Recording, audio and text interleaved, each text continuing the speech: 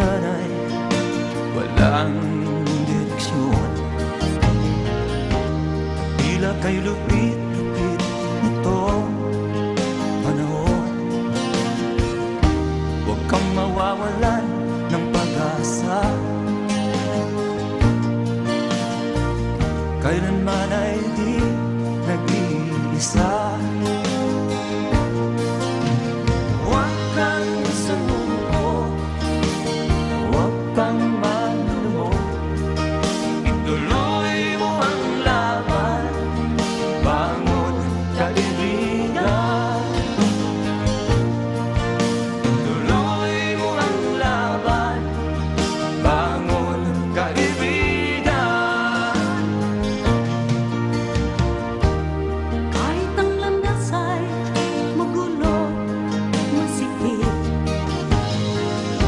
sa pagsisikap mo ay kakamtin ang nais. Kung mahirap daw ay may ginhawa, kailangan lamang ay sipag at tiyaga. Huwag kang sumuko, huwag kang manlumo, ituloy mo ang laban, bangon kaibigan. Ituloy mo ang laban, bangon kaibigan. Langit ay naghihintay sa'yo, huwag ka lang umatras. May gantimpala sa bawat nilalang na nagsisikap. Ituloy ang laban, ituloy ang laban.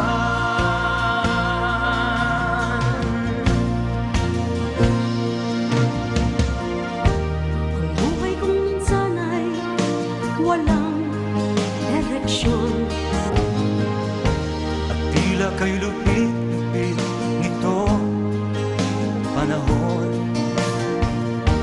Huwag kang mawawalan ng pag-asa, kailanman ay di nag-iisa. Huwag kang sumuko, huwag kang manlumo, ituloy mo ang laban, bangon kaibigan. Ituloy mo ang laban, bangon kaibigan. Langit ay naghihintay sa'yo, huwag ka lang umatras. May gantimpala sa bawat nilalang na nagsisikap.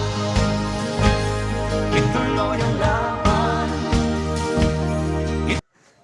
So ngayon mga katiits, tanghalian na, kumain muna tayo mga katiits. Ito ang itim cement mga katiits, makita natin sa ilalim. Unting-unti na siyang umitim mga katiits. Ito ang unang block mga katiits, nakita natin sa video sa taas. Ito ang tinuro ko. At sa gilid mga katiits, may maliit na kanal. Ginawa natin, nagpaligid siya sa ating hukay mga katiits. Doon dumaan ang tubig mga katiits. Mayroon siyang tubig mga katiits patungo dito sa ating kanal. Ito makita natin mga katiits ang tubig dumaan. At sa kabila naman, dito mayroon tubig mga katiits para hindi bumagsak sa ating hukay. At exit siya sa ginawa nating kanal patungo sa maliit na creek. At ito mga katiits, ang evidence natin mga katiits na nakita natin sa ating pagpalalim, black cement mga katiits. Unting-unting nag-change ang kulay sa simento mga katiits. Solid itim siya mga katiits ang nakuha natin sa ilalim. Medyo matigas na mga katiits at inch by inch na ang ating palalim padulot sa ating barita mga katiits. Medyo sobrang tigas siya.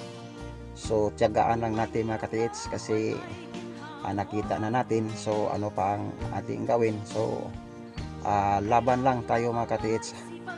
So don't forget subscribe sa ating YouTube channel mga katiits, Cebu nga Cebu Treasure Hunter.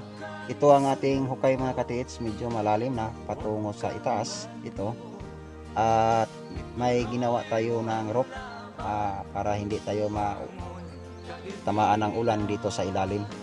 So makita natin sa hukay mayroon itim mga katiits. So ito ang parang bakal mga katiits na siminto na nakatayo kabilyada mga katiits sa ilalim, at ngayon parang kamay ng tao kalapad.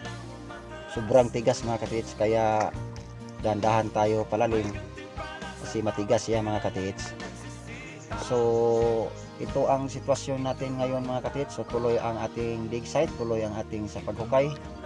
So hanggang matapos itong dig site natin mga katiits, makita ninyo ang video.